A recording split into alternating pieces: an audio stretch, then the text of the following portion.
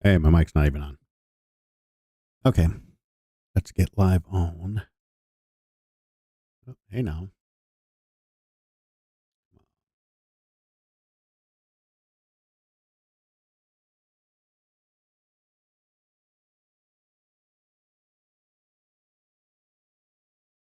Interesting.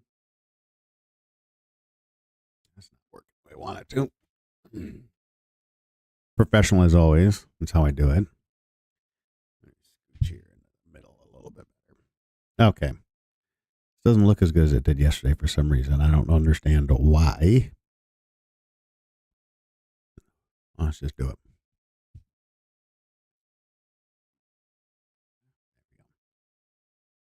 That should be better. I don't know if it's better on the other. Yeah, it looks just fine. Look at that. Looks great. Look at me go. Excellent connection. And I can see all of the things, all of the absolute lack of participation in chats. We'll just scooch this over here, and we will. Ooh, next thing we'll do is this.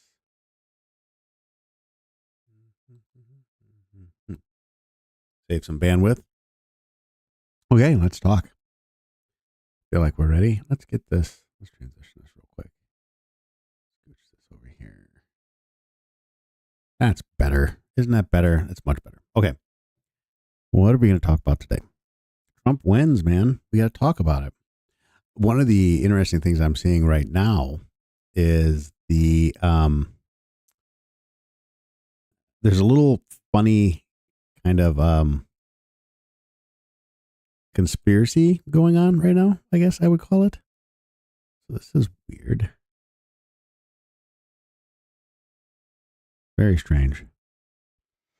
There's a little conspiracy going on right now. This is Brian for Liberty. And there's a little conspiracy going on. I'm seeing it floating around on TikTok about the vote drop off from the 2020 race to the current race. So there's this big kind of a trend that's going on right now where people are talking about there's an investigation going on and there's a recount taking place because where did all the votes from 2020 go? And the speculation is that, of course, that there's funny business. And I think it's funny that the Democrats are now they're the election deniers. And I don't think there's a grandiose, I don't think there's a ton of people who are behind this thing who actually believe this. But it is starting to be trend a little bit on TikTok. And so that's kind of the first thing I want to talk about when it comes to this election is just bear in mind, people, for those of you who think there was funny business, where the votes go, so on and so forth, when you have an anomaly, when you're investigating an anomaly, you don't investigate the return to the average, which is what the 2020 race or the 2024 race represents. It's a return to like normal voting and normal numbers for both candidates. You investigate the outlier. They start digging into, like if they start digging into where the votes went in where the votes from 2020 disappeared to, that might not be the investigation that the Democrats actually want to have, is the where did the votes go? Because the real investigation, if you're really looking at it, is from, hey, we're going to analyze these numbers, is where did the votes come from? That's the real question. I think we've all seen the chart of like essentially this race ended up just being a normal race. This is just kind of how it's supposed to have played out. It's not like the Democrats have always gotten these crazy 85 million votes and all of a sudden they fell off. No, they've never gotten those kinds of votes before. Nobody could figure out how Joe Biden got that many more votes than Barack Obama, for Pete's sake. Now all of a sudden we're going to investigate that it's kind of got that things kind of normalized in this race. And the other funny thing about that is Trump actually got a few less votes. I say a few, it's like, tens of thousands less votes than he did in 2016 or 2020.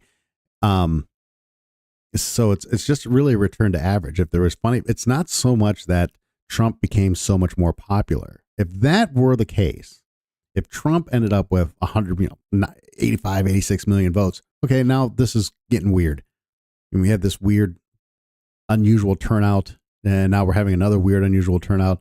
What happened is just people didn't come out for Kamala Harris. So why did the vote turnout change so much? Well, it's actually pretty simple. Kamala Harris is wildly unpopular. People don't like her. They didn't like her in 2000 and what was it, 2019.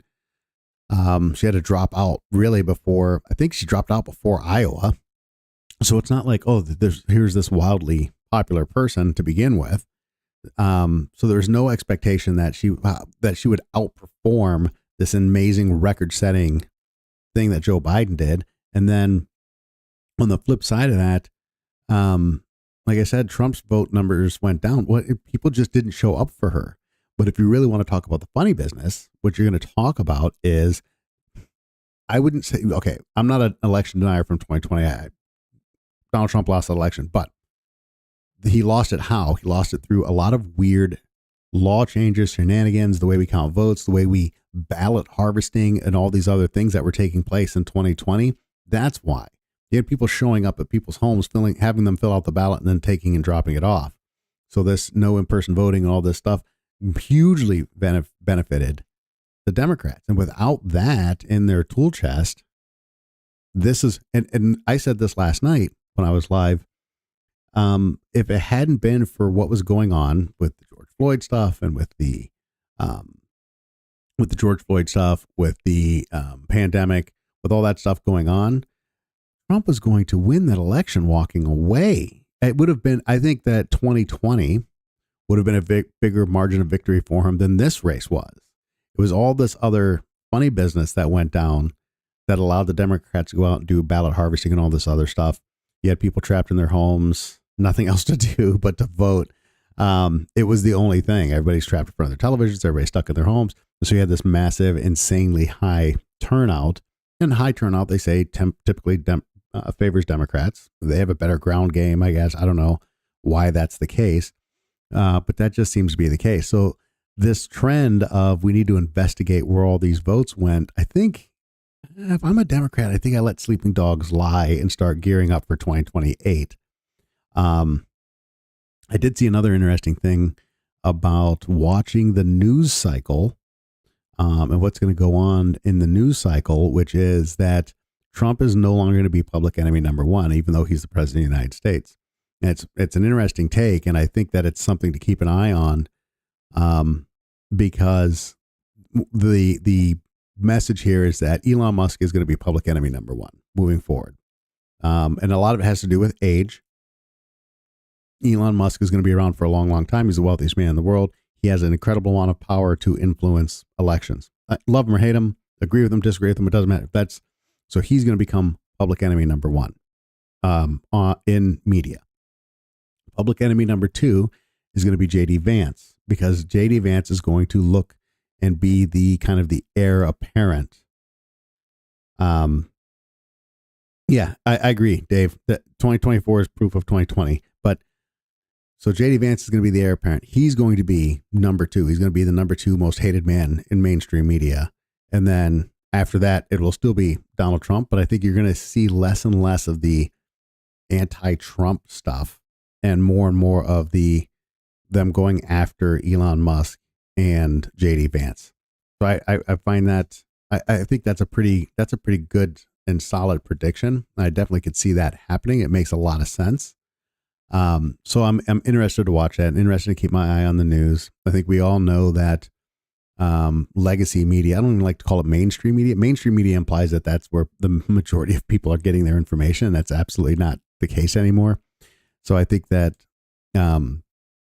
when you look at it, watching legacy media, which is what I like to call it, legacy media over the next 6 months, I think you'll start seeing this shift to outright attacks on the JD Vances, the Elon Musks, and other prominent Republicans that are going to get named into his cabinet. I think Marco Rubio just got named as the Secretary of State.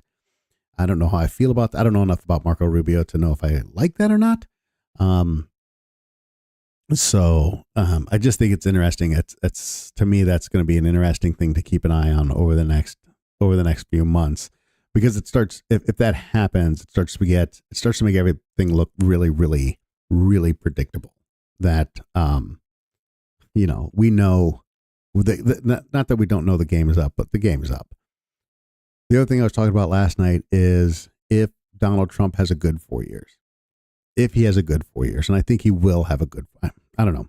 I think he's going to have a good 4 years. The media is obviously going to be leaning heavily into, I think the stories you're going to see are mass deportations. I think that we remember the picture of the ICE agent pointing the weapon at the child hiding in the closet with the mother. When then this was, by the way, when Clinton was in office. For those of you who aren't old enough to remember, I don't have the picture. Sorry. It was a huge, huge story. The deportation of this kid and his family or whatever. It was this. I think that you're going to have reporters staking out ICE offices, staking out, they know where these immigrants are. They know where these migrants that he wants to deport are. I think that what you're going to end up with is a ton of media coverage of deportations, and nobody is going to talk about the deportations under Barack Obama. Nobody's going to talk about family separation under Barack Obama. Nobody's going to talk about any of that stuff. But that's going to be, to me, that's going to be the big issue, because I think from an economic perspective, with what he has, with all three, both chambers of Congress and the White House, I think he's going to be able to move the agenda forward. And I think overall, most of his ideas are going to be pretty solid. I think that we are going to bring more energy production online. I think that's going to lower costs. I know that's going to lower, bringing energy production online, lowering the cost of energy lowers the cost of everything. I think that his tax cut, if he can get the corporate tax rate down to 15%, which I don't think he's going to get it all the way down to 15%, but if he can get the corporate tax rate down to 15%, you're going to see an economic boom in this country.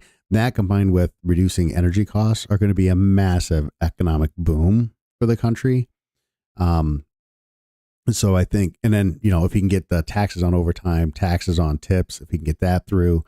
So you have a bunch of blue collar workers who are working 60 hours a week who are going to see massive increases in their paycheck because they're not paying taxes on their overtime. You're going to see tipped workers not paying taxes on their tips. You're going to see lower energy costs. You're going to see, lower energy costs translating into lower costs for consumer goods across the board. You're going to see that the rate of inflation will stay the same because CPI doesn't take into consideration housing and energy costs. But I think you'll see that the grocery bills will start coming down. Groceries are volatile. They will come down. They do defy the inflationary pressures of the Federal Reserve. So I think that you're definitely going to see costs coming down in the grocery stores, which is going to be a big deal for Americans. And I think that because of that, the media's already lost a ton of credibility.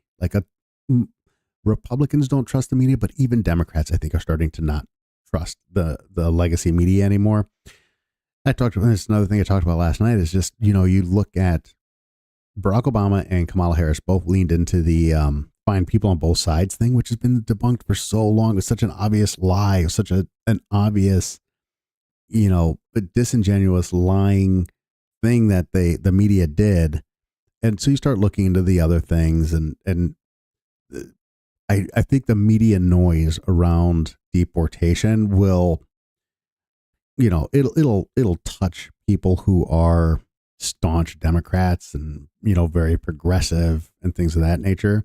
But I think that in the long run, a lot of people are behind the idea that we need to move these zero status illegals, however you want to refer to them, whatever, trips your trigger there, that a lot of Americans are actually behind this, and the media noise around it is not going to be as effective.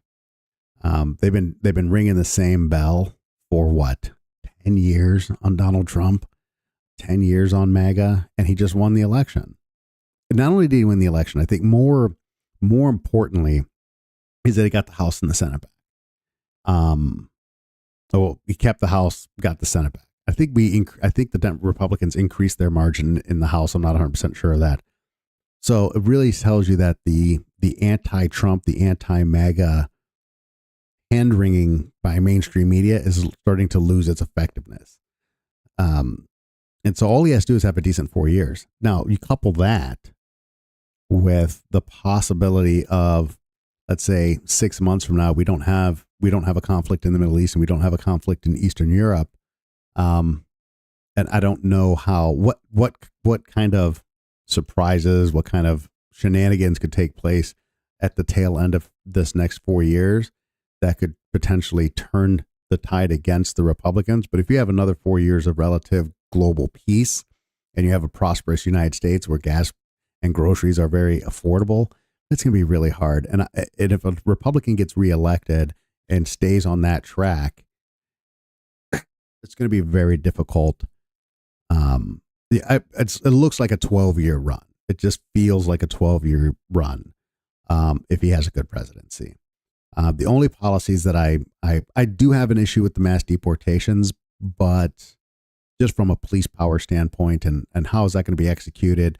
You've got governors standing up and saying, we're not going to, in Illinois and in California. And here's another interesting thing to think about, by the way. But you have these governors standing up saying that they're going to fight this. Are we going to have local law enforcement resisting federal agents? And, could things get ugly in places like California and Illinois where the governors are saying our law enforcement's not going to cooperate? We'll protect our residents or whatever. Things get ugly there. Obviously, the media coverage on that would be very slanted to one side. But the other side of that is, I think there's a lot of people in Chicago, a lot of people in the Bay Area, San Francisco. I'm not saying that it'll flip red, but I'm saying that if you have this resistance to removing migrants, illegal aliens, zero status citizens, zero status, whatever, if you have a lot of resistance from the governors, but that could go the other direction. That could go against the Democrats. Because I think a lot of people in major metropolitan areas are a little tired. There's a reason he gained in traditionally blue strongholds and in cities. So those are kind of the news type, from TikTok trends to the things in the news that I wanted to touch on just to get things going.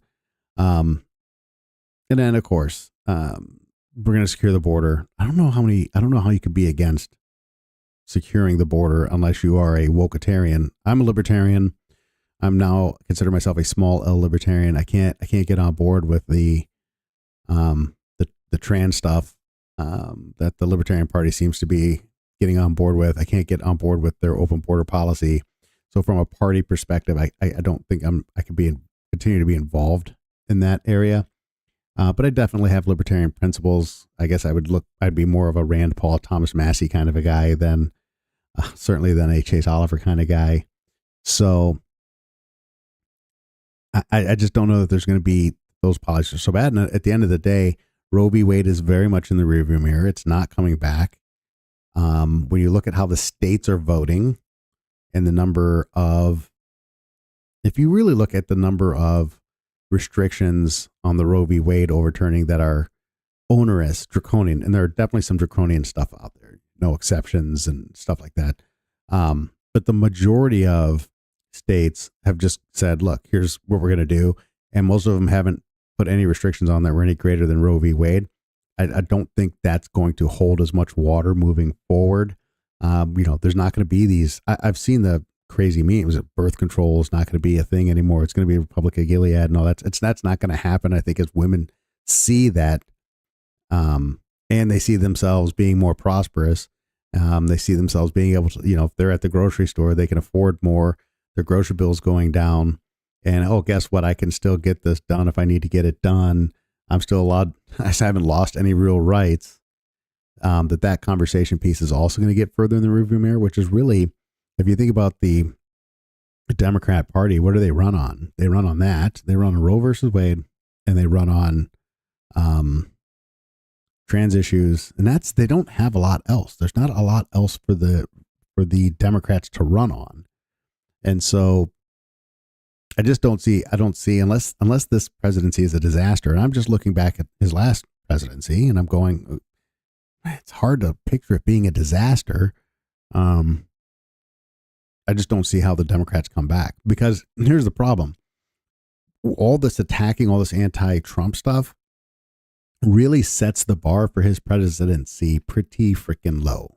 There's a low bar now for Donald Trump, right? Unless it's an absolute disaster, how do you vote him out?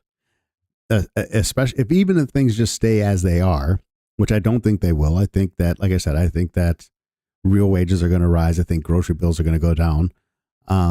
When you set up an incoming president with this is going to be a disaster, it's the end of democracy, and then it doesn't happen, then what are you going to run on next time around? I just got an interesting comment here about trickle down economics. Let me just throw this out there for the trickle down economics doesn't work, people. There's no such thing as trickle down economics. When you say that to anybody who knows anything, you kind of are revealing yourself as someone who doesn't know a whole lot about so trickle down economics is a derogatory term essentially used for supply side economics. It dates back to the Ronald Reagan era when Art Laffer sat down and explained something actually quite logical, which is there is a point at which taxing corporations stops being beneficial and actually starts hurting the economy. And you think about the era when Ronald Reagan came into office, people always talk about taxes and look, when the top marginal rate was 80%, 90%, or whatever the case may be, things were so great in the United States. Yeah, of course. People forget that in the 50s and 60s, the rest of the world was still rebuilding. Right? We didn't have a developed global economy like we do now, where we have to compete with foreign workers and foreign corporations the way that we did coming into the 70s and then in the 80s. So you tax corporations, you tax income over $1 million at these onerous 70, 80, 90% tax rates. As the world was changing, what you're doing is essentially pushing capital offshore. So yes, we had to in order to be competitive on a global stage, because what we're really fighting for is capital, you had to reduce taxes and bring it in line with what the rest of the world was doing. And that's all that tax cut was. The other side of that is, if you look at, so one of the things that another trickle down economic things that people will say is, this percentage of the population holds this much of the wealth and this much of the population holds that much. They never talk about real numbers, even in inflation adjusted terms, which if you look at the numbers in inflation adjusted terms, everybody's wealthier now, even in inflation adjusted dollars. The bottom 20% have more wealth now. The bottom 50% have more wealth now than they did then in inflation adjusted dollars. So you could say trickle down, you could say that supply side economics doesn't work. Of course it does. But producers need to produce, and that's where it comes from. So that's just, stop using trickle down economics. Go use actual economic terms, not catchphrases that, you heard on whatever, MSNBC or whatever. All right, let's see. We got arguments taking place. I like it. Dementia Don is a Russian tool. I like that. This has always been an interesting bit for me, is that Donald Trump is a Russian plant. He's a Russian tool, whatever the case. Why didn't Russia invade? So let's look at the history of Russia's aggression. What was it? Under Bush, he took Donbass. I think he took the Donbass region under George W. Bush. And then he took Crimea under Obama. And then he invaded Ukraine under Biden. And Russia didn't do anything for the 4 years that Trump was in office. It's the most unexplainable, obvious flaw in the idea that Trump is somehow. And the other thing is when you look at, this is what the crazy stuff is. All right. And I'm not a staunch party guy. I'm not a Republican, Democrat, like loyalist or anything like that.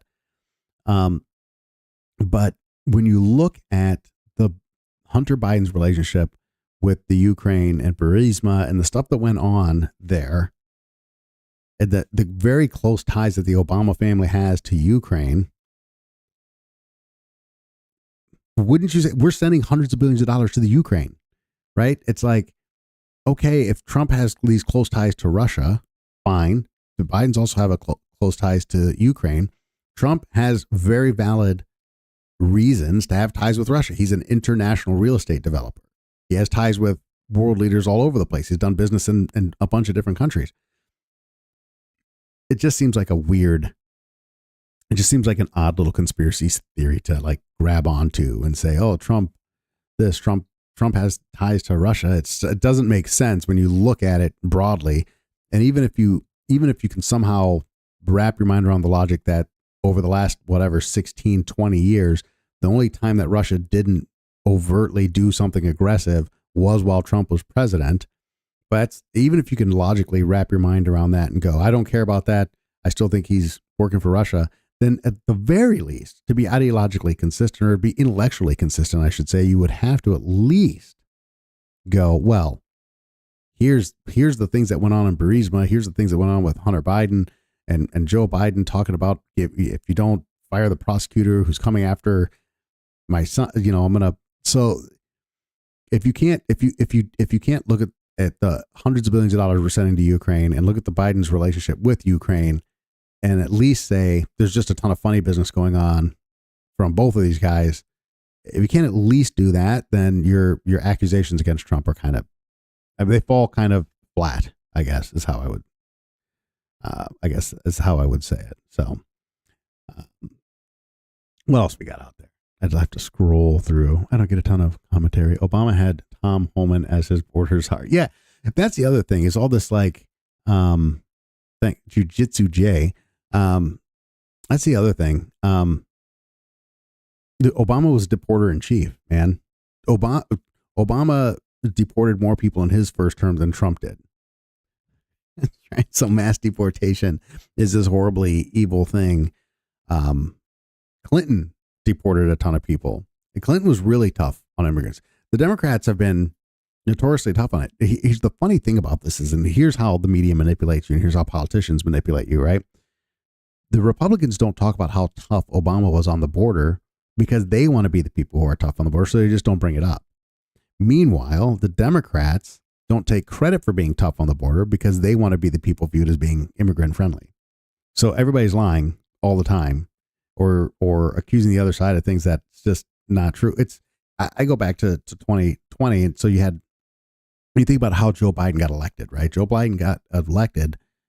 A lot of the reasons Joe Biden was elected was because of the George Floyd stuff going on and the racial tension.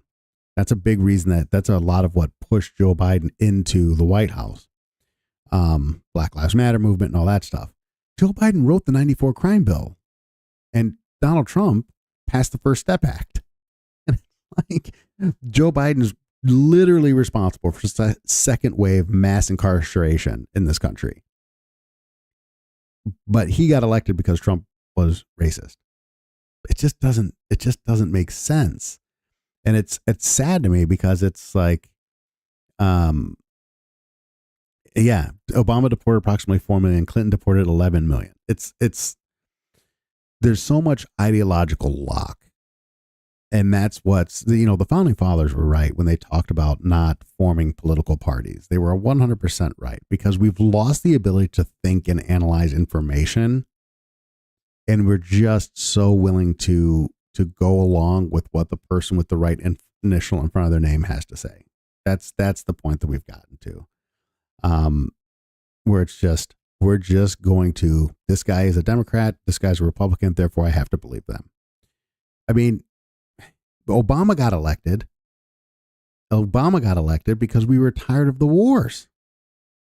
And now it's the Democrat Party that wants to gets us involved in Ukraine. And I even look at the news coverage and it's like, you hear about the horrible things that are happening in Gaza and it's terrible. It's terrible what's happening in Gaza. But you don't hear about the terrible things that are happening in Ukraine because because one war they want to end and one war they want to keep going. And so you're just getting coverage of these two. You don't think there's a humanitarian disaster taking place in Ukraine right now that we just don't talk about anywhere near as much as the humanitarian disaster that is also happening in Gaza? It's like the way that we are manipulated by the information that is put in front of us. And that's the most accurate statement you could possibly make, is that unelected party officials control the whole game. Unelected, it's not even unelected party officials. You talk about on the domestic side. But when it comes in regards to foreign policy too, I would suppose, is that you have this whole dark kind of back room military industrial complex, big pharma, big oil, and these are the guys who are calling the shots. And what was interesting to me when I talked to a Democrat about this, so I'm going to get to your question here about what will stop Putin, stop if Putin gets the territory he wants. What gets me about this is when I talked to a Democrat friend of mine and I was like, look who's backing Kamala Harris. Forget the parties for a second. You've got the Cheneys. You've got national security former Republican national security advisors. You've got the Cheneys are the ones backing Kamala Harris. And you've got Tulsi Gabbard and RFK, anti-war, anti-big pharma, backing Trump. Set your hatred and your partisanship aside for a second and go, which team aligns closer with my values? It's crazy stuff. Do you think all that will stop if Putin gets let's see. So the Clinton thing or the Putin thing is this. So we get a lot of comparisons between Chamberlain pacifying. I talked about this last night too, but you get a lot of comparison between Chamberlain pacifying Mustache Man back in the 1930s, and it obviously didn't stop. He was bent on world domination, wanted to control Europe, all this different stuff. The idea that we're in the same kind of geopolitical situation that now that we were in then is silly. We're obviously not. By the way, hit the like button for me. That's helpful for me. If you like what I'm doing here, if you don't, I guess don't hit it. But the geopolitical situation now is not what it was then. First, Russia's having trouble just by us sending old weaponry and money to Ukraine. They're having trouble with Ukraine. They are not in a position to fight NATO. That's the first thing. Second, we are a nuclear world now. There isn't going to be he's not going to roll across Europe unfettered. He's not going to attack NATO. He doesn't have a desire to go to war with NATO. And if we can understand that when the Soviet Union fell, the deal with reunification of Germany, taking the wall down and reunifying Germany, was that we were not going to extend NATO eastward. We would not extend NATO towards his border, which is exactly what we did. We turned on that deal and we expanded this mutual defense pact, this military agreement, and brought former Soviet bloc nations in and expanded NATO right up to his doorstep. That's aggressive. Okay. If we had never done that, if we had never grown NATO, I genuinely don't believe that this would have happened. Does that solve our problem today? No. But we need the war in Ukraine to end, and we're not in a position, unless we want to put boots on the ground or have this quagmire that takes place in Eastern Europe forever. We're going to have to come to some kind of a deal, and it's absolutely going to have to involve surrendering some territory to Russia. It's just going to have to happen. That's the only way that the war is going to end. And like Trump said, this is one of the best moments of the campaign. The dying has to stop. The killing has to stop. That's the top priority. I have zero fear of Russia rolling across Europe and attacking NATO allies. Zero fear of that whatsoever. Maybe I'm wrong, but it's assured, right? Mutually assured destruction. If Russia does that, I don't think that. No, maybe Putin's a madman, but I don't believe it. He hasn't used nukes yet. If that's what he was going to do, that's what he would do. He knows he knows he can't beat NATO. He knows the war becomes nuclear if he attacks NATO. That's just the way it would go. So I don't have a lot of fear. Honestly, should that agreement made 7 years ago take away the sovereignty of Ukraine? So see the silly, yes, no, Ukraine doesn't lose its sovereignty because we are like, no, we're not expanding NATO. That has nothing to do with Ukraine not being sovereign. What I'm saying is, had we not expanded NATO, I don't think Russia invades Ukraine today. If NATO hadn't grown after the collapse of the Soviet Union, I don't believe Russia attacks Ukraine today. We are two massive nuclear powers, and we need to coexist. And I am not willing to have a full-scale war with Russia over territory in Ukraine. I'm just not. Let's see. Thoughts on Trump hiring a literal TV show host to run our military, not qualified Unfortunately, who John LaRue, if you're still here, who specifically are you talking about? Not 100% sure who you're talking about there. The last appointment I saw was Marco Rubio, as Secretary of State. Pete Hegseth. Don't know who Pete Hegseth is. Let me look him up here real quick. Right quick. See if I don't screw up my thing here. Yeah, okay. Pete Hegseth. That's interesting. And what's he gonna be? I'm assuming an American television host. Great. Let's see. Let's take a look at this guy. An American television host and author, an Army National Guard officer, and former executive director of political advocacy groups Vets for Freedom. Let's see. He's a political commentator for Fox News. Previously, the executive director of Vets for Freedom and Concerned Veterans for America. Active in conservative and Republican politics since his days as an undergraduate at Princeton University. He emerged as a strong supporter of an ally of Donald Trump's. I think calling him a talk show host is underselling his qualifications just a tiny bit. He's qualified to be Secretary of Defense. Let's see. Following graduation from Princeton, Hegseth joined Bear Stearns as an equity capital markets analyst, also commissioned as an infantry officer in the U.S. Army National Guard. He's been in Guantanamo Bay, Minnesota National Guard. So he was awarded the Army Commendation Medal shortly after returning from Cuba. He volunteered to serve in Baghdad and Samarra, where he held the position of infantry platoon leader, and later in Samarra as civil military operations officer during his time in Iraq. He was awarded the Bronze Star Medal, Combat Infantry Badge, and Second Army Commendation Medal. I think we're underselling Mr. Hegseth here by calling him a talk show host. Based on just what I'm reading here right now, I can't say whether I would say he is qualified or not qualified, but let's not be disingenuous about who this person is. Let's see. He ran for Republican leadership for U.S. Senate seat in Minnesota. During the 26 primaries, Hegseth initially backed Marco Rubio, then Ted Cruz. He's been a comment. So I don't know what it doesn't talk a lot about his. See, he's got Combat Infantryman Badge, Bronze Star, Army Commendation, National Defense Service Medal. Everybody gets that. Afghanistan campaign, Iraq campaign, Global War on Terrorism Service, Expert Infantryman.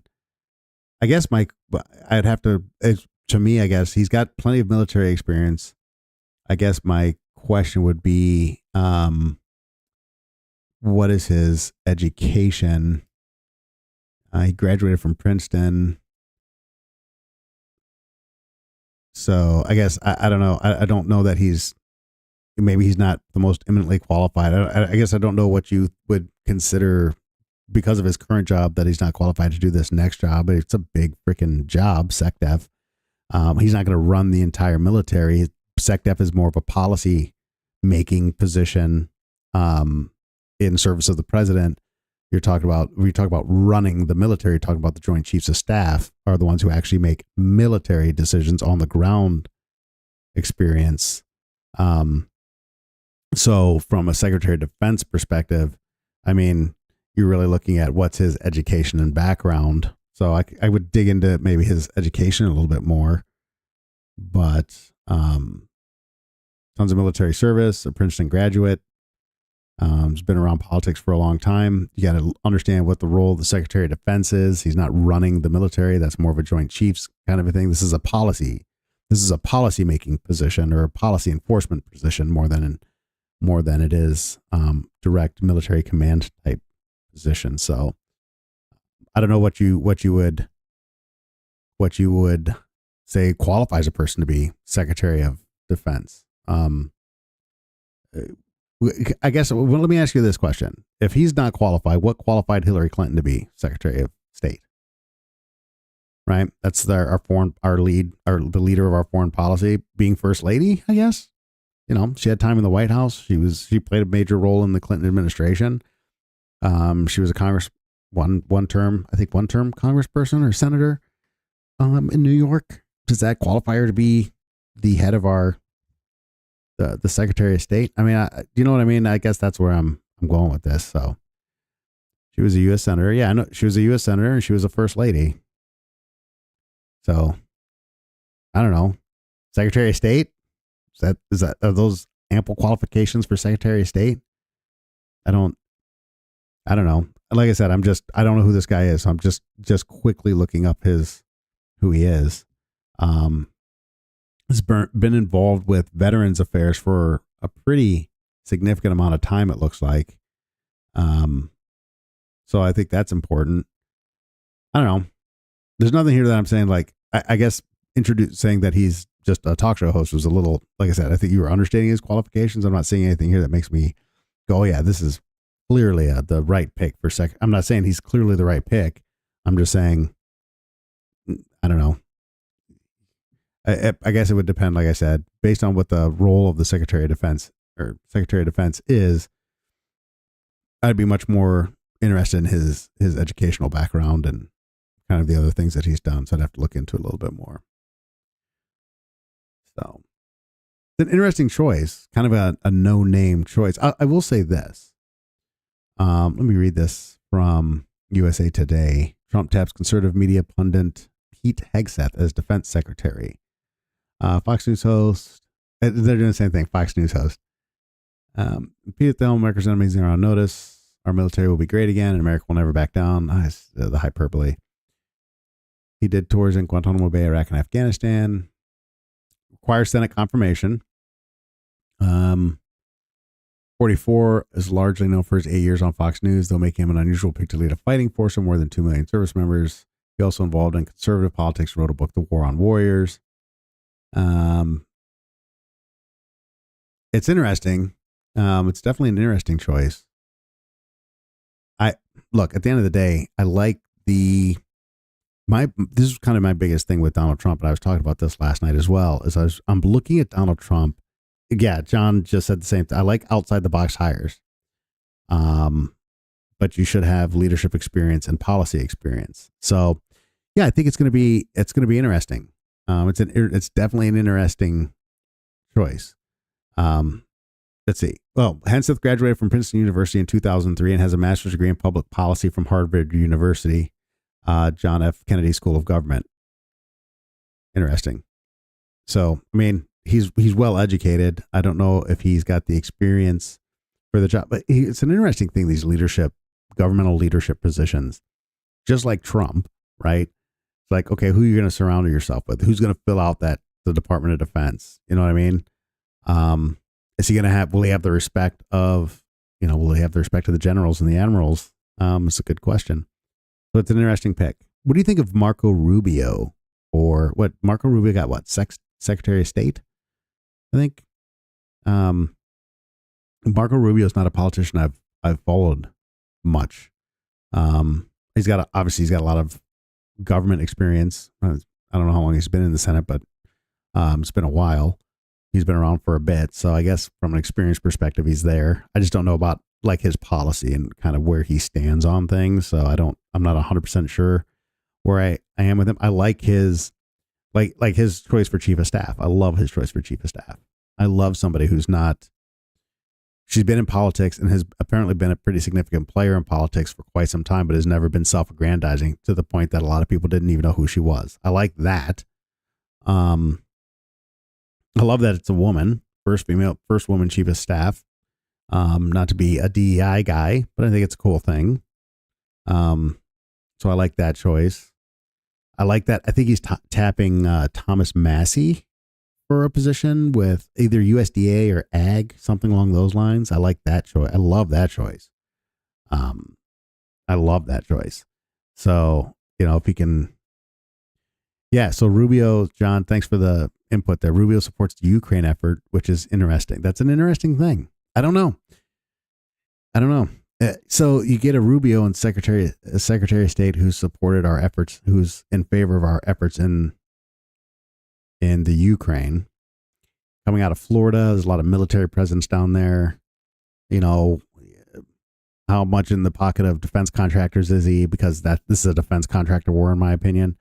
So that's Marco Rubio is an interesting. I hope he doesn't fill his cabinet. I don't want a bunch of war hawks in there. Is kind of my big thing. It's like, let's not get into the situation where Wiles is good, but with Stephen Miller as deputy, odd combo that I'm unsure how they will coexist. John, you seem to be pretty dialed into this stuff, man. Yeah, the Stephen Miller thing. I was reading a little bit about that as well. Again, I'm not super dialed. I'm more. It's funny because I'm not. It feels like I talk about politics a lot. I'm much more interested in economics than I am in politics. Um, it's going to be interesting. See, Trump begins to name appointees. Former Rep Lee Zeldin to lead the EPA. I don't know who that is. It's like I don't know who a lot of these guys are. President-elect Donald Trump named former New York Congressman Lee Zeldin to lead the Environmental Protection Agency. He's built out his future administration with loyal supporters. I think that's part of it. He's going to surround himself with loyalists, but I also have an issue with it's just who can speak truth to power. Well, from what I understand, is his chief of staff. His chief of staff is somebody who can speak truth to power and apparently can rein him in. We'll see how they coexist, I guess. But based on what my understanding of his relationship with Wiles is, if one of them is going to go, it's going to be Miller. That's my kind of.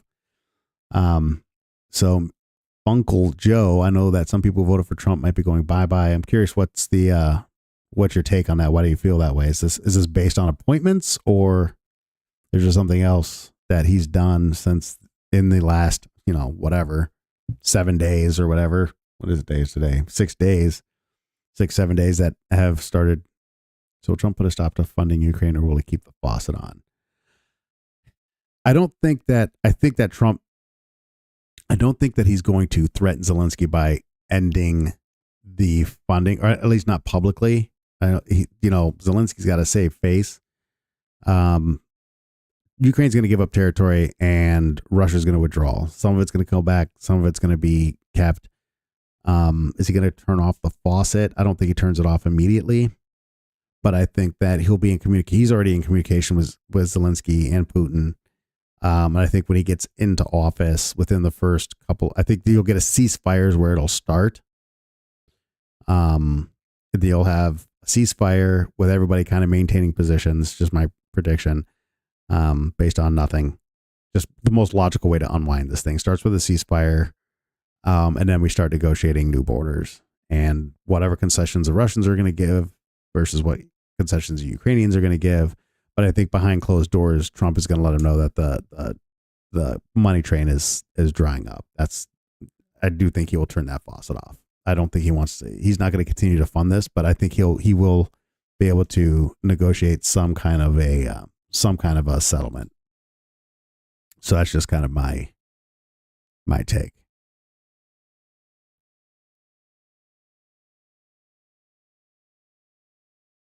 I'm more of a comment responder than a bring people up. And I know it probably comes off as dickish to not bring people up. But as I scroll TikTok, which I try not to do too often, I can't deal with the screaming matches. Almost every time I've brought somebody up, it's turned into a negative experience.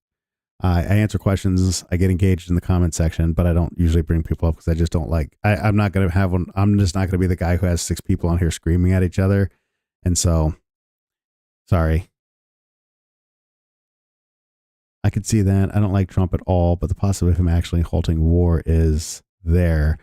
And that's where, so when it comes to Trump, I'm like, oh my God. So first of all, let me just say this. I didn't vote for him in any election, including this one. If I lived in a swing state, would I potentially have advocated for him and voted for him? Possibly. I can't even say that for sure because I'm not in that circumstance. I'm in a deep red state. It was going to go to Trump no matter what. So I didn't vote for him. There's just too much about him I don't like to cast my vote for him. But when I look at my priorities of what I want my government to look like, what I want at the end of the day is I do believe that we should have secure borders. And I don't think Kamala Harris was going to do that. I think that's an important thing. If you don't have a nation with borders, you don't have a nation.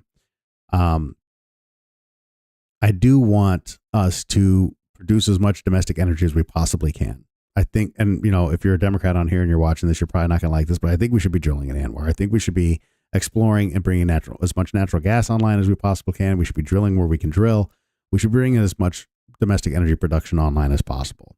Ending the war in Russia is going to lower energy prices. Not only that, but let me just state this. There should be no higher priority than the preservation of innocent life. And the fact that we have people dying by who knows what the count is in Gaza and in Ukraine, I don't see the Democrat Party, certainly not Kamala Harris, coming into the White House and being able to put an end to all this global freaking death that's taking place right now. And I look at President Trump's 4 years, and I just believe that he's going to be able to cool global temperatures when it comes to warfare.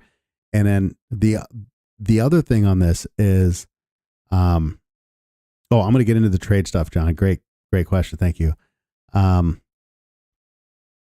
dang it. Now I lost my train of thought. I just look at globally. I believe he's somebody who can bring temperatures down, and that's my hope. I do believe he wants to end this conflict. I do believe that sincerely. Oh, here's where I was going to go with this. In 2016, it was 2016. Yeah. I was convinced, I was 100%. My background is I was in the Navy for 9 years. I worked in Intel. It's been a long time, but I just kind of have an eye for kind of what's going on out there. I like to look at things. Oh, there we go. I like to look at things from a strategic perspective. In 2016, I was 100% convinced that if Hillary Clinton won that race, we were going to be in a hot war with Russia over Syria. I was glad Trump won because I was like, we're borderline World War III. She wanted no-fly zones over Syria. She was going to go into direct conflict with Russian fighters over that Syrian airspace. It was like I was like, I couldn't believe what was going on. I looked at the Democrats as they're the new war hawk party. They went in and, Libya, Syria. It was nuts. And so there's something going on in the Democrat Party right now where they got an axe to grind with Russia. So, let me see. Let me go back here. Let's see which candidates speak more about what's going on in Gaza. Let's see if he keeps his word. John asked about the trade policy from an economic standpoint. So this is an interesting thing. I'm a free trader. I don't believe in tariffs. I don't like his tariffs idea. I also don't like his idea on the, he wants to cap credit card interest rates at 10%. So he's got some wacky economic ideas. You cap credit card rates at 10%, and all you're going to do is take low income people who need credit cards, and you're going to force them to check cashing places. It's a bad idea. And by the way, that's also price fixing, just like, we're going to anti-price gouging, whatever. We don't get involved. I don't like the government getting involved in those things. As far as so I don't like the tariff stuff. They're inflationary. I think it'll get offset by lower energy costs. I think it'll get offset by a lower corporate tax rate. I think it'll get offset by a lower regulatory environment, but I don't like tariffs. And if China doesn't blink and we end up in a trade war with China, the Chinese government has no concern for their people whatsoever. They're not concerned about the next election. They don't care that their people suffer, but we will suffer if we end up in a trade war with China, and the politicians here damn well better care. And if that happens, it'll actually weaken our position significantly with China, because China will now hold the upper hand in trade negotiations with the United States. Trump will get ousted. The Republicans will lose in 2028. You'll have a Democrat come in and will do anything they can to make nice with China so that we can end a trade. So I have grave concerns over his tariff plan with China. Grave concerns. I'm hoping it's a negotiation tactic, but I have grave concerns over his tariff policy. So let's see. Going through here, Putin's already showing he isn't backing down to Trump. I don't think Putin's going to save face. He's going to get territory in Ukraine. There's no question about it. Jody Howell, I am wrong. I don't know what I'm wrong about specifically. All the security.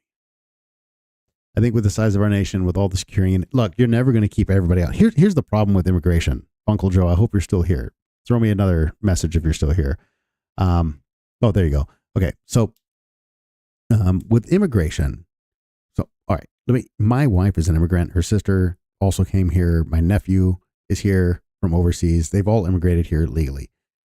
The thing that irritates me about Republicans is they say stupid things like, well, just come here legally. It's like you have no idea how difficult the legal immigration process is. My brother-in-law has been waiting for his visa application to be reviewed for 14 years. Our immigration system is completely broken, and our country needs people coming in. We need people coming into the United States. We have a lower than replacement rate birth rate in the United States right now. So what you have to do is you have to take away the incentive for people to come in here illegally. And then you know that the people who are coming here illegally are coming here for nefarious purpose. The way you de-incentivize people coming into the country legally is to fix the immigration system.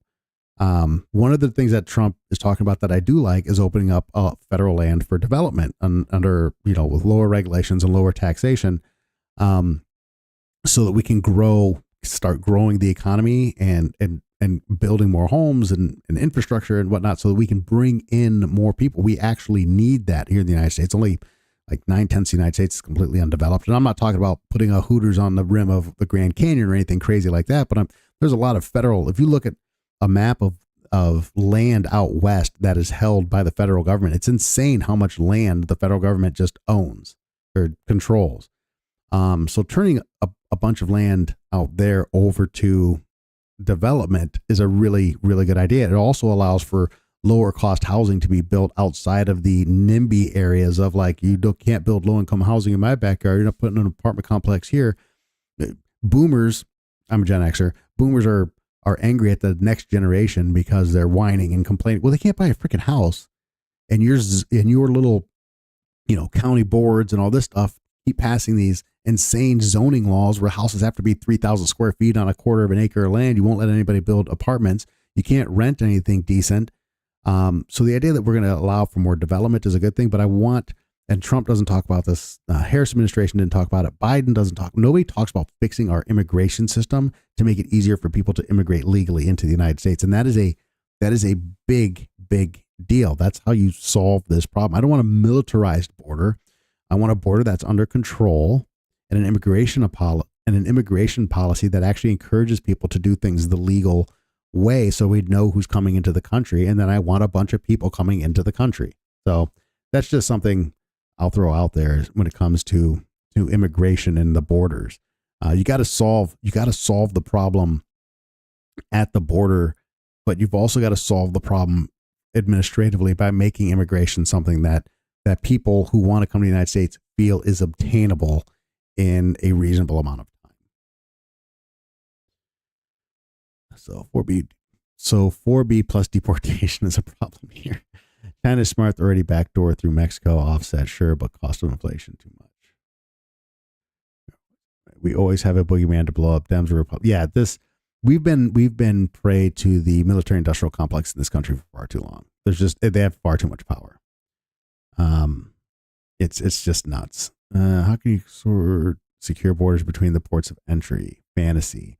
Like I said, you have to take away the incentive to immigrate illegally by making a valid, the ability of the United States to surveil its borders is actually pretty, you'd be surprised what we are capable of doing. Fox News host LMA.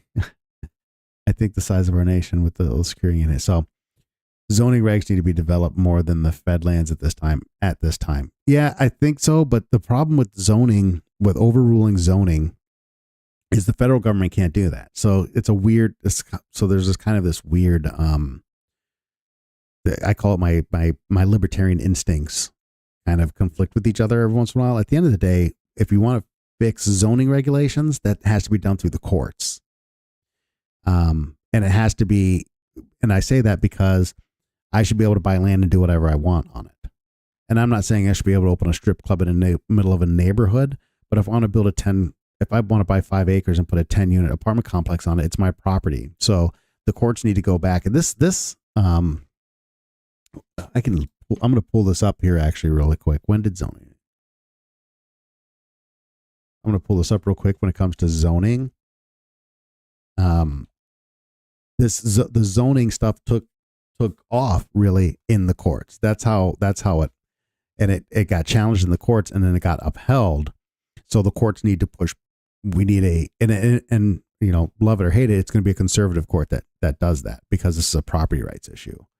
The federal government coming in and overruling local zoning ordinances, that makes me nervous. I don't want the federal government coming into my neighborhood and deciding how we're going to use the land in our neighborhood. What I want is the courts to say we're going to respect property rights. So I think that's how we fix the zoning issue. But I think that, to your point about the zoning regulations need to be developed, or zoned regions or whatever need to be developed, you have to bear in mind that we live in a very different economy now. And the economy 5 years from now is going to be very different than it is today. Remote work, the fact that you don't necessarily have to be geographically located close to your employer, get the white collar people out away from. Let's get the people who don't need to be near their jobs away from their jobs, and then let people move into more affordable housing in those areas.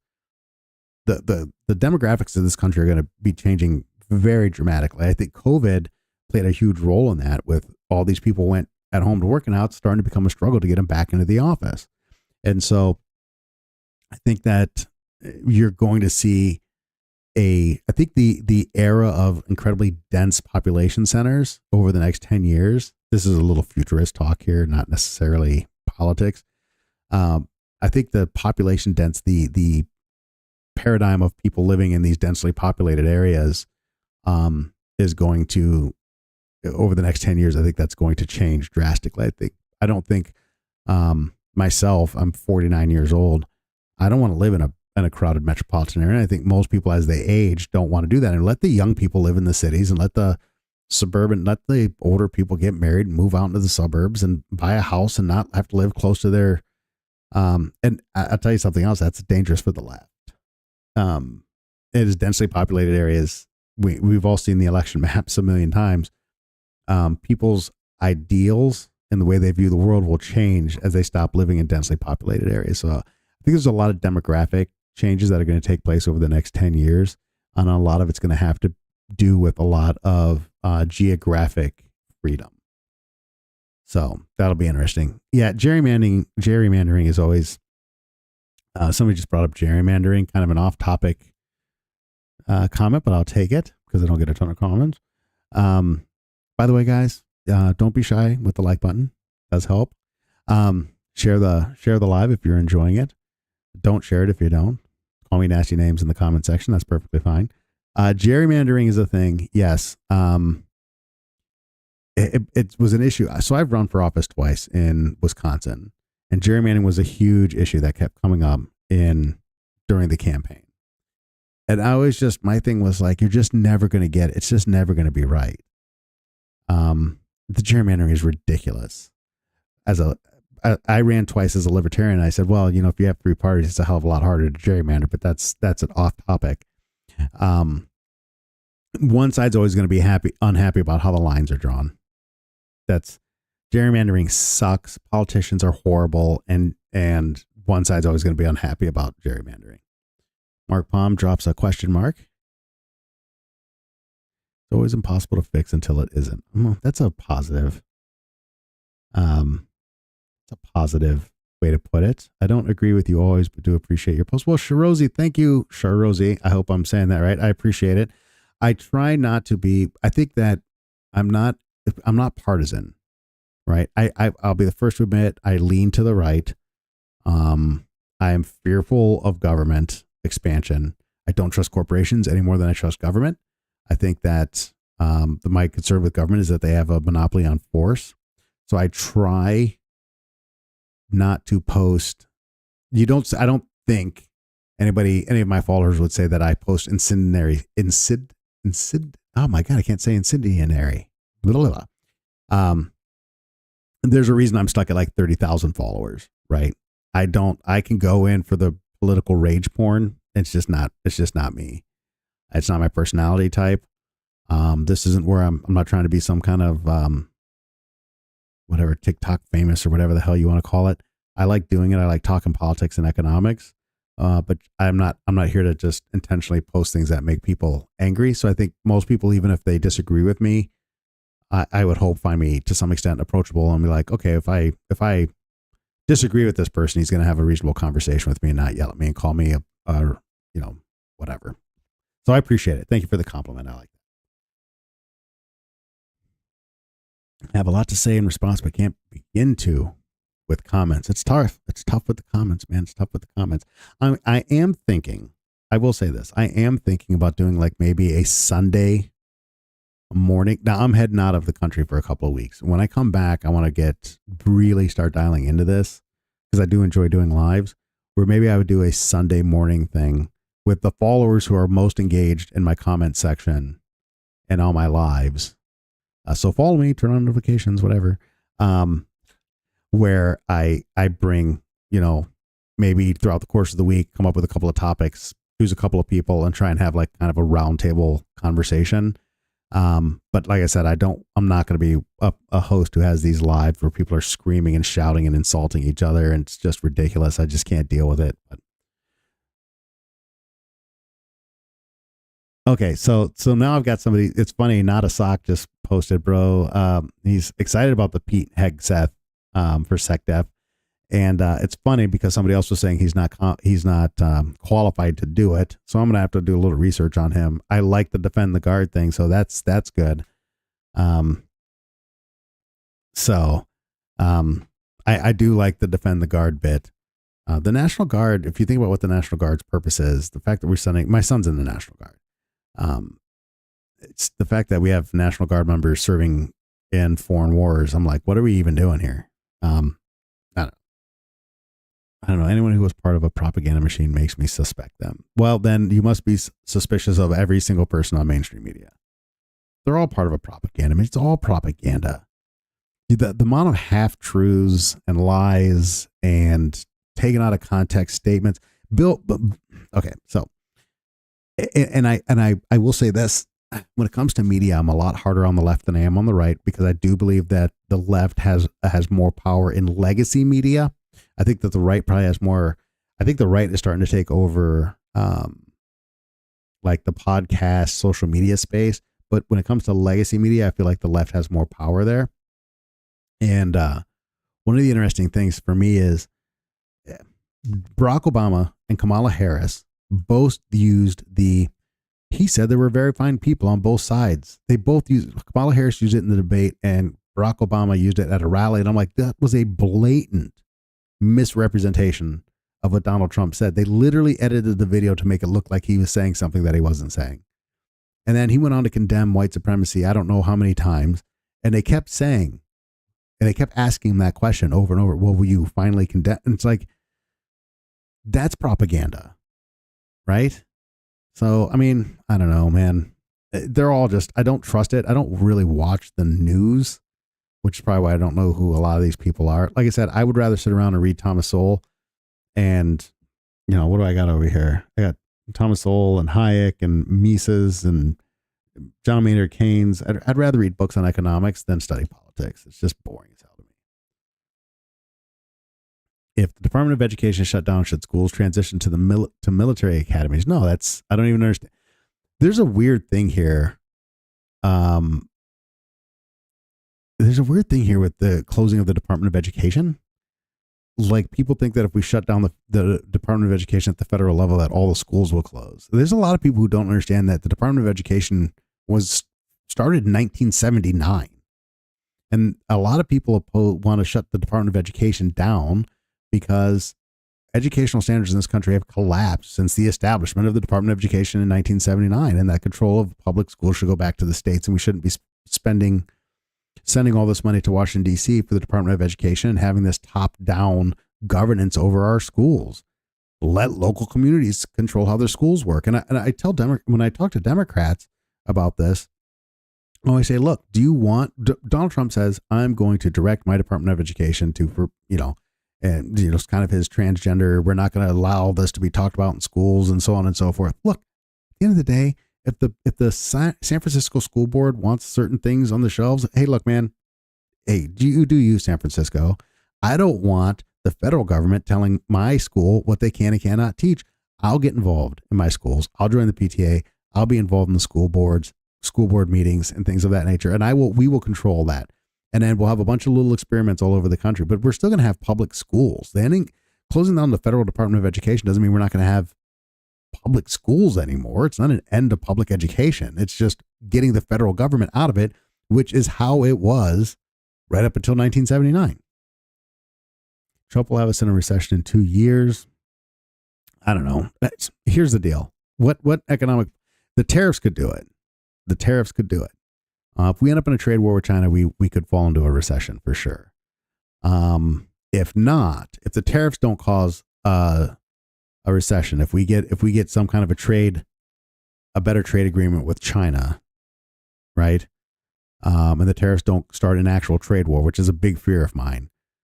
Lowering the corporate tax rate, putting more energy in the marketplace. The rest of his proposals don't signal recession to me. A lower regulatory environment. Look, if you're going to be concerned about Donald Trump's economic plan, from the left, you would be concerned that he wants to deregulate. Okay, well, what does that mean for environmental protections? That's a valid concern about Trump's economic policy, right? If you say that Donald Trump wants to roll back worker protections, okay, but now we can have a conversation about maybe the downside of Trump's economic policies. But bringing more energy online, lowering the corporate tax rate, deregulating the economy. These are things that are good from an economic growth perspective. Those are good things. The question is, as Thomas Sowell would say, there's no solutions. There's only trade-offs. What are going to be the downsides of it? I don't think it's going to be on a grand scale economically. I think it's going to be it could be on a grand scale in terms of, like I said, environmental protections, workers' rights, things of that nature. Those would be valid concerns coming from the left about Donald Trump's economic proposals. Fair enough.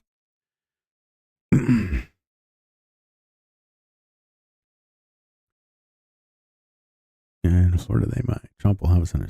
Yeah, Trump. And I've already done the Department of Education thing. Like I said, from the perspective of the Department of Education, like I said, it didn't exist before 1979. It's not like we're going to not have public schools if we close the federal Department of Education. Military academies could prevent school shootings. The DOE doesn't set curriculum. Yeah, but it sets policy, right? Remember No Child Left Behind? How'd that go? The DOE getting involved in education it's just bad from the top down. It's just a bad thing. NH allows teachers to conceal carry. Never had a school shooting. New Hampshire's allows teachers to conceal carry. Look, if a school district wants to let their teachers conceal carry, I'm okay with it. At the end of the day, when it comes to those tragedies, those specific tragedies, those people who perpetrate those kinds of crimes are looking to inflict the highest amount of harm in the most public possible way. And they are looking for soft targets. And there's not a specific type of weapon that you're going to be able to ban to stop it from happening. You're not going to have a psychopath who wants to go do this thing and go, oh, but I can't get my weapon of choice, so I guess I won't do it. There will just be a different weapon that becomes, and you're not putting the toothpaste back in the tube. There's 300 million weapons in the hands of private citizens in this country. 300 million legally owned firearms in the United States of America, over 1 trillion rounds of ammunition. If legal gun owners were the problem, you would know it. That's not the problem. Banning weapons isn't going to do it. If you want to make the schools safe, which, by the way, your child has a much higher risk of being killed in a car accident on the way to school than being something happening in their school. But if you want to end it, then you have to figure out a way to make schools hard targets. Sorry, I know people don't like to hear it. I don't want to live in a world where we have to do that. Well, that's it. That's the solution. It's not going to be some magical. There's not going to be some magical piece of legislation we're going to pass that's going to solve this problem. We also don't want to pick up the tax slack for lower corporate taxes. Okay, all right. This drives me nuts. Look, I'm not trying to attack anybody here. When we lower corporate taxes, it doesn't blow a hole in revenue. Go to the Department of it's not Department of Labor. I think you can go to the Treasury website, of Bureau of Labor Statistics. I think it's the Treasury website, and look at federal revenues over the last 10 years. You're not going to blow a hole in federal revenue by cutting taxes. The problem isn't that And this is it's not that we aren't paying enough taxes. Our problem is a spending problem. It's a spending problem. I think the year in 2019, I think federal outlays were $4.6 trillion or $4.7 trillion, somewhere in that vicinity. We're now spending 5 years later over $6 trillion a year. It's not a revenue. Revenue's not the problem. The problem is the size and scope of our federal government. We're spending way too much money. Anybody who's telling you anything other than we are spending too much money is lying to you. We're spending too much money. Look at federal spending, look at federal revenues through all the different presidents, all kinds of tax cuts, tax increases. You will see that we've never blown a hole in revenue where it's like, oh, we collected $2 trillion less. That's why we're running these deficits. That's not what's happening. We're drastically increased spending. Trump was part of it by signing the CARES Act, by the way. We're just spending too much effing money. So you don't have to pick up the slack for lower corporate taxes. What has to happen is we have to rein in the size and scope of the government, period. That's, if you want to solve the problem, that's how you solve the problem. Do blanket tariffs really lead to inflation and raise unemployment rates? Blanket tariffs. So any tax on the production and distribution of goods and services is inflationary. You're going to raise prices. And I've heard Republicans argue this, like, yeah, but it's going to bring manufacturing back to the United States. Yeah, it's going to bring manufacturing. First of all, it's not. If that manufacturing comes back to the United States, that low level manufacturing that we think we can import back into the United States, that stuff's all going to be automated here. It's not going to be jobs. It's going to be automated. So maybe it'll actually be cheaper to bring that production back here to the United States. But it's not going to be like, oh, look, we've got this second boom of manufacturing work in the United States now because of these tariffs. Again, I think Trump's using the tariff thing as a negotiating tool. That's what I hope. I don't want some trade war with China. I think that'll be a disaster. They are inflationary, but if you have enough economic policies like lower corporate taxes, like better energy policy, like deregulation, you could probably offset some of that inflation through those means by increasing productivity in the United States. At the end of the day, if Trump was serious about bringing manufacturing back to the United States, hear me out, we'd just eliminate the corporate tax altogether. Capital would come flooding into the United States if we did that. Yeah, the Great Depression. Great Herbert Hoover, right? With the tariffs, one of many, but definitely a major driving factor in what caused the Great Depression is tariffs. We don't want a trade war. How do you feel about Glass-Steagall? Glass-Steagall is the bit, right, where it separates investment banking from speculation. Banks shouldn't be able to speculate with deposit money. Banks take your money, put it in a vault, pay you nothing, and then send it out and speculate with it. It's ridiculous. Trump's cabinet is not promising from a libertarian perspective. Yeah, I mean, he's not a libertarian. You know what I mean? Thomas Massey for ag, I think, something like that. So there's one libertarianish kind of guy. Yeah, I don't know. I'm not a huge fan of the fact that Marco Rubio is kind of a Ukraine war hawk. That doesn't excite me a ton. Why can't it be both? Did you hear Warren Buffett talk about his tax rate recently?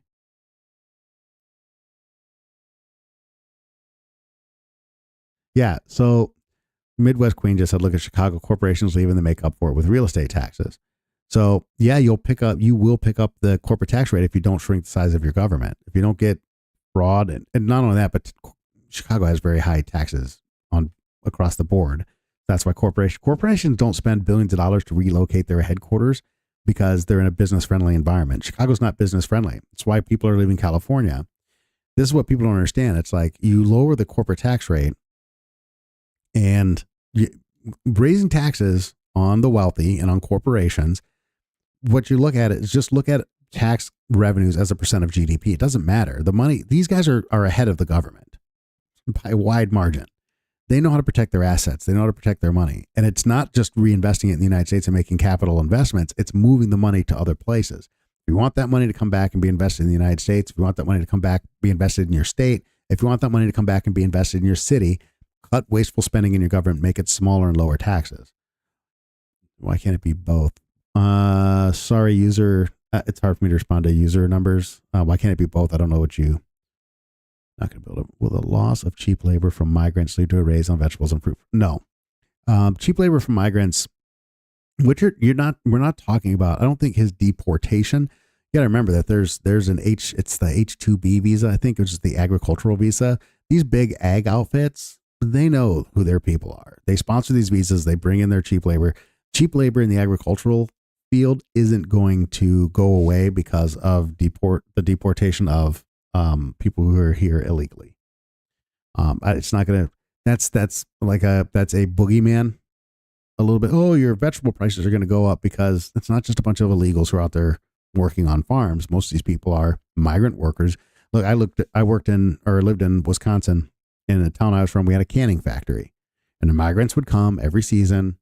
They'd work in the canning factory, and then they'd go back. These people are sponsored. They come every year. They know what companies they're going to work for. The companies know who's coming in. It's going to have a very, very minimal impact on ag work. Service industry might get hurt. And restaurants, stuff like that, they might get hurt a bit. The idea that we're going to just, I'd like to see targeted. I'd like to see, who are we deporting? But I'm not a huge fan of the mass deportation policy to begin with, but it shouldn't hurt ag all that much. Tariffs don't create inflation. That's not much of an argument, but okay. Tariffs don't create inflation. Gotcha. Taxes raise prices. Tariffs can be dangerous. It just depends. Like I said, I don't think that a 60% across the board tariff on Chinese goods and services is going to be a good idea, but I don't think he really wants to do it anyway. Like I said, my biggest fear is if China decides not to blink and we end up in an actual trade war because China doesn't care about their people and they don't have to worry about elections. Corporate taxes will just lead to more stock. Stock buybacks are a good thing. It's good for your 401k. It's good for pensions. It's not just the top 1% who own things, who own stocks. And that's not the only thing it'll lead to. It'll lead increased dividends are a good thing. You know how many people live on, how many retirees have invested and rely on dividend income? Not only that, but I just did a video. Go watch the last video I put up on the channel or on my TikTok page. I say the channel because I'm also on YouTube right now. The last one I put up, he was talking about that 98% of it went to this, then, this much went to here. Median wages also went up like 14% last time we cut corporate taxes. It's just the reality of the world. The fact is the reality of the situation is this: 10 years from now, employment and working and all that stuff is going to look so different in 10 years. T. Thompson, 9119 147. Factories take time, and we still need to import stuff, either the actual good or the resources. Yeah, that's exactly right.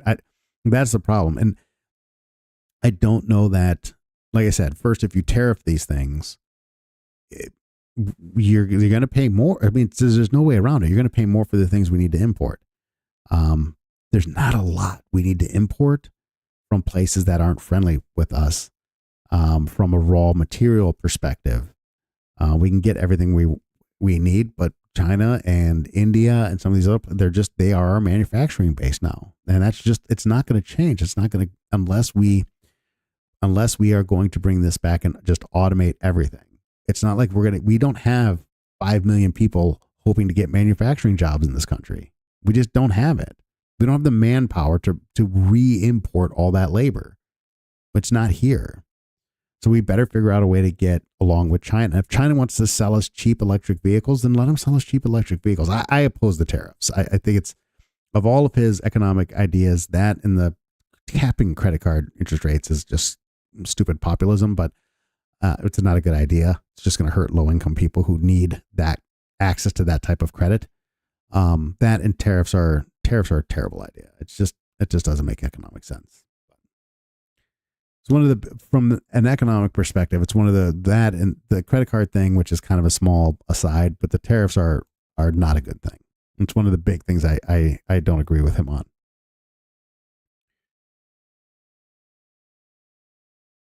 No, the 401k is not a free market. I should be able to invest, first of all, First of all, taxation is theft.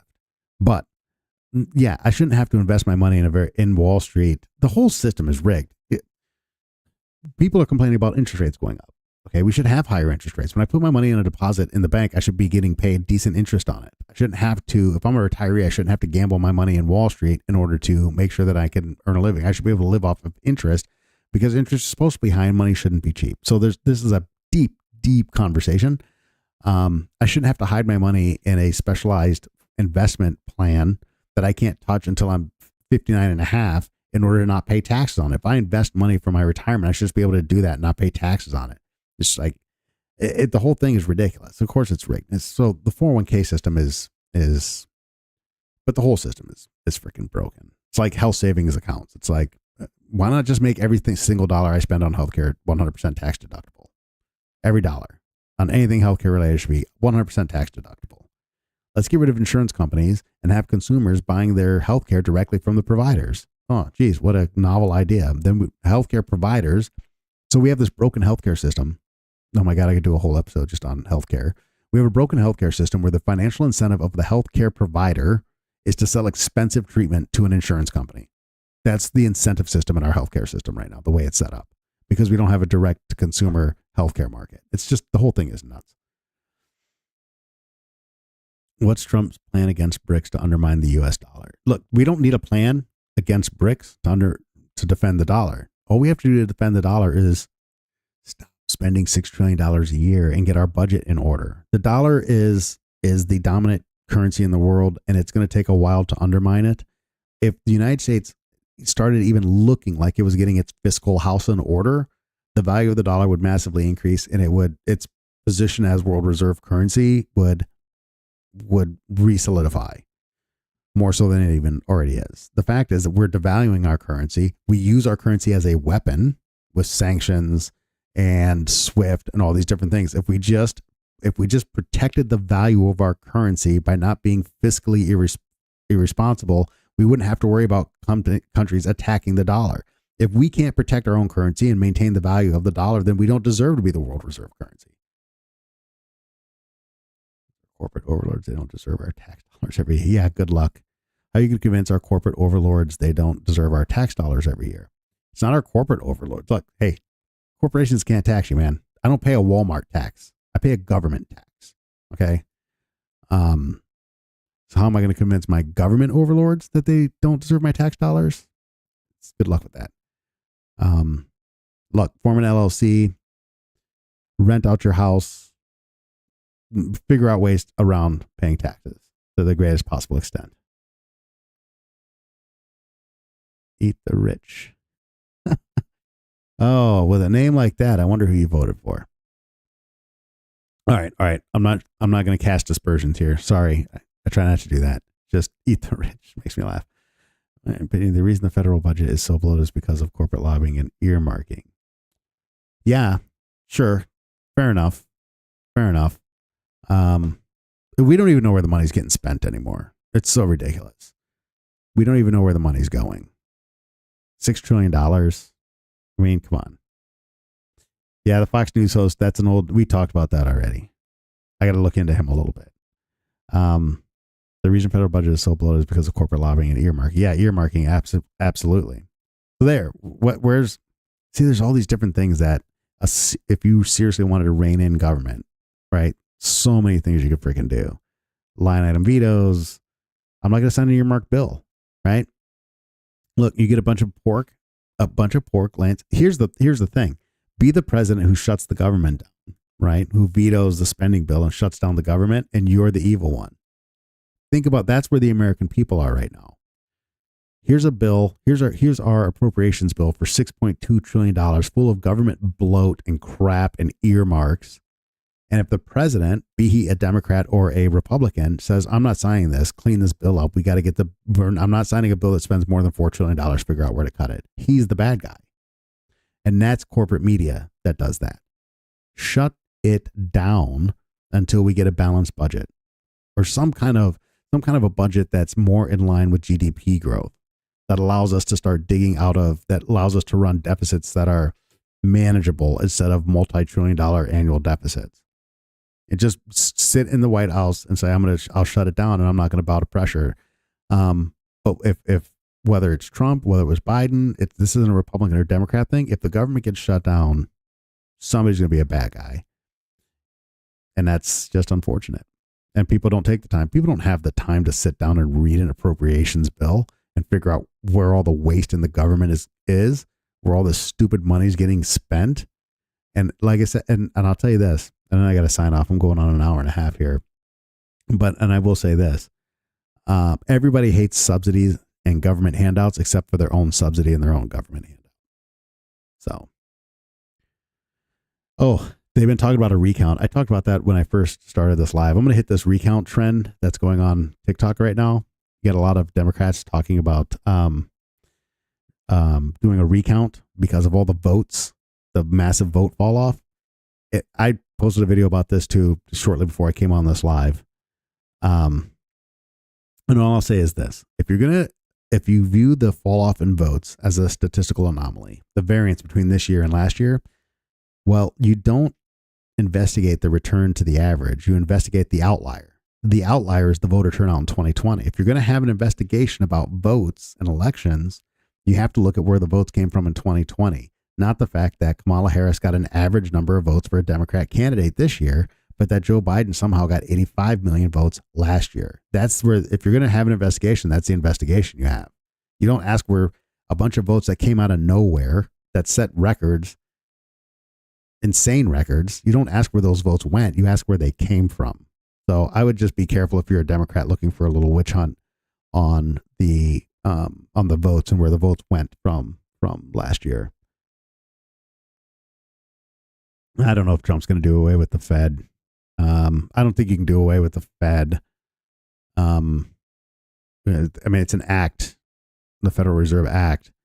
I don't know that the president could just get rid of the Federal Reserve. Look, ending the Fed is a dream.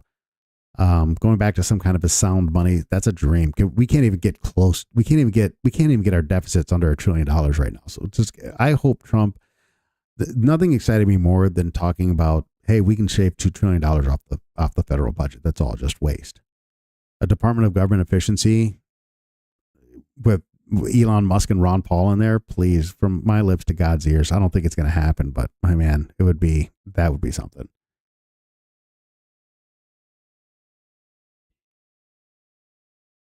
So yeah, and the mail-in ballots, the ballot harvesting, all the stuff that went on in 2020 just didn't happen this year. So things just got back to normal. I've said this before.